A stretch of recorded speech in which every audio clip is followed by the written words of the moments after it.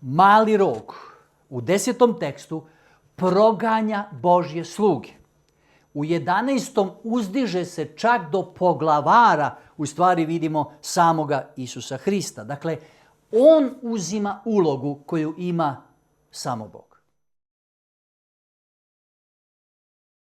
U čemu je simbolika? U čemu je značenje? Šta znači to svagdašnju žrtvu je omalovažio?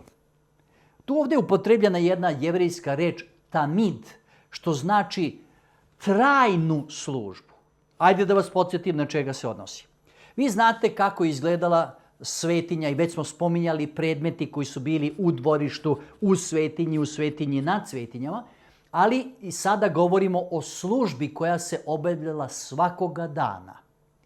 Svakoga dana kada je grešnik, neko učinio greh, otišao je u svoj tor, uzeo je jedno jagnje, doveo ga je u dvorište, stavio je ruke na glavu jagnjetu, izgovorio je greh koji je učinio. Zatim je zaklao to jagnje. Sveštenik koji je bio tu je u jednu posudu uzimao krv od tog jagnjeta. Pre nego što bi ušao u svetilište, u onom umivaoniku je oprao ruke i noge, a onda bi ulazio unutra. I sa tom krvlju je mazao ili rogove onom kadionom oltaru koji je bio ispred zavese, zato što na tom oltaru je stalno gorela vatra i on je malo tamjana stavljao i taj miris i oblak koji se dizao označavao je molitvu onoga koji traži oproštenje.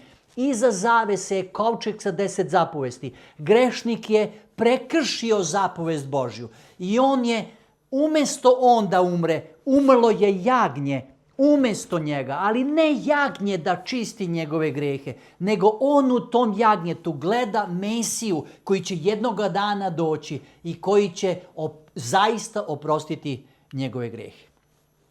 Međutim, religiozni sistem maloga roga će ta prava oproštenje greha prisvojiti za sebe. I čovjek, iako se zove svešteno lice, kaže da može da oprosti greh. Ako čitate Jevrejima poslanicu, tada kaže da bi nekome mogli da se oproste gresi, mora da ispuni 2 uslova. 2 uslova. Samo 2. Treba da bude Bog. A to niko od ljudi nije. I drugo, plata za greh je, da se sećate šta? Smrt. Ako ja hoću da oprostim nekome grehe, ja moram da umrem za njegove grehe.